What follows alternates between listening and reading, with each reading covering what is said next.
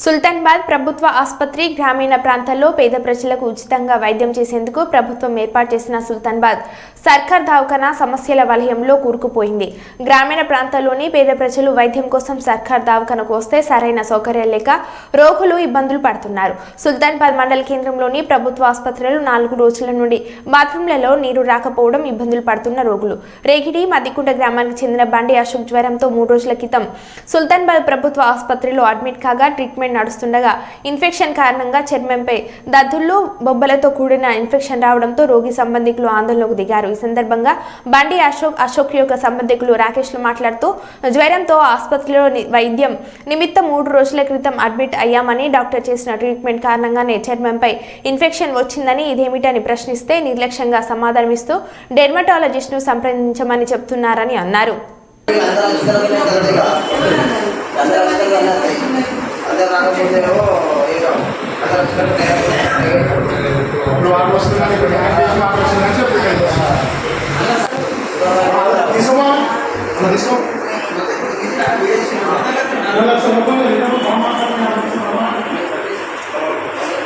మా అమ్మను సోమవారం నాడు అధిక ఫీవర్ ఉండడం వల్ల రక్తకణాలు తగ్గడం వల్ల ఇక్కడ గవర్నమెంట్ హాస్పిటల్ వచ్చాము. గవర్నమెంట్ హాస్పిటల్ వచ్చినాక అడ్మిట్ చేయడం జరిగింది. సోమవారం నుంచి ఈ రోజు వరకు బాత్రూమ్లో డైరెక్ట్గా ఇలా జనరల్ వార్డ్, ఇది 26 నెంబర్ జనరల్ వార్డు. దీనిలో 10 బెడ్లు ఉన్నాయి సార్. 10 బెడ్లు ఉన్నాయి.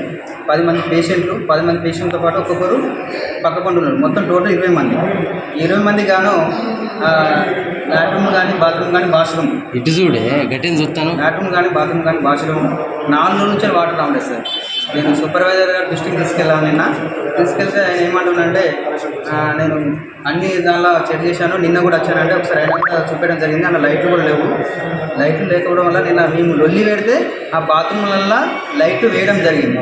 ఇవాళ ఉదయం వరకు వాటర్ తెప్పిస్తా అని చెప్పాడు సూపర్వైజర్ గారు. ఇంతవరకు కూడా ఇక్కడికి రాలేదు. దయచేసి గవర్నమెంట్ హాస్పిటల్ అంటే బయట ఇప్పుడు కొంచెం మంచిగా చూస్తారన్న పేరు ఉంది. ఈ పేరును వంపు చేయకుండా దయచేసి అధికారులు సూపర్వైజర్ గారితో ఇవన్నీ జ్వరం వచ్చిందని అడ్మిట్ అయినా. 2 రోజుల నుంచి వెళ్ళి జ్వరం వచ్చిందని అడ్మిట్ అయినా. నిన్న సాయంత్రం ఇలా స్టార్ట్ అయినాయి. ఏం కాదని మేడం చెప్పింది. మళ్ళీ తెల్లవారి వరకు ఇది మొత్తం స్ప్రెడ్ అయింది. అడిగితే ఆయింట్మెంట్ పెట్టినాగా అంతే, అది నీ బాడీ ప్రాబ్లం అని నిర్లక్ష్యంగా మాట్లాడు. లేకపోతే డిశ్చార్జ్ చేస్తే వెళ్ళిపో అని. ఎందువల్ల అయింది అనుకుంటాను మీరు? నాకు వీళ్ళు ఇచ్చిన ట్రీట్మెంట్ వల్ల ఇట్లా అయింది. ఇక్కడ మీరు ఎవరు? ప్రయాణ మధ్య. మీ పేరు? అశోక్. చిట్టి లేవు. హాస్పిటల్కి వస్తే సరైన ట్రీట్మెంట్ జరుగుతున్న నమ్మకంతో జనాలందరం ఇక్కడికి వచ్చి మనం పరీక్షలు చేసుకోవాలని చెప్పేసి, ట్రీట్మెంట్ జరగాలని చెప్పేసి, ఒక న్యాయం జరుగుతుందని, వీళ్ళకి ట్రీట్మెంట్ సరిగా అవుతుందని చెప్పేసి నమ్మకంతో ఎక్కువ వస్తే ఆ నమ్మకానికి వాళ్ళు ఒమ్ము చేసే విధంగా ఇవాళ ట్రీట్మెంట్ చేస్తున్నారు.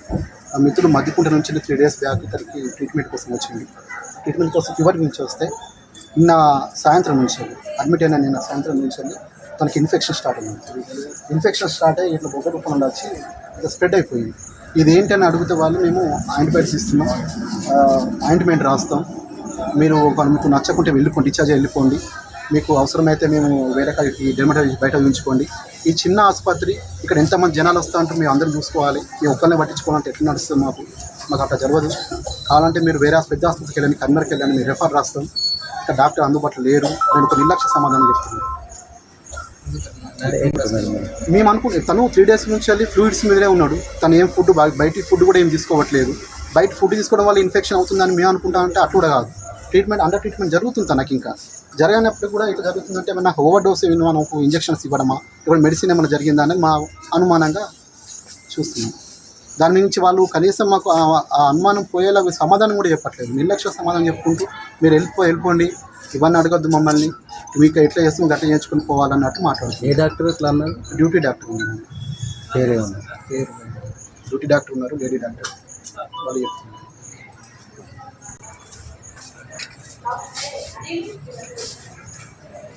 ఇటు తిరిగి ఒకసారి. ఇటు అపోజిషన్. వాటర్ లేవు, కిందికి పోతే మీదికి పోతారు. మీరు ఎన్ని రోజులు అవుతుందమ్మా వచ్చి? 3 3 రోజుల నుంచి వాటర్ వస్తలేవా? వస్తలేవు, కిందికి పోతున్నావు. మీకు ఇక్కడ ఇబ్బంది ఉన్నది కాబట్టి కిందికి పోతుంది. కిందికి పోతుంది. మరి- కిందికి ఎందుకు వస్తారంట? మరి ఇక్కడ దీన్ని వాటర్ వస్తలేవంటే వాళ్ళు ఏమని సమాధానం చెప్తున్నారు? పట్టించుకుంటలేదు. పట్టించుకుంటలేదు. అక్కడికి పోతారట. మీరు అడిగినా కూడా పట్టించుకుంటలేదు. పట్టించుకుంటలేదు.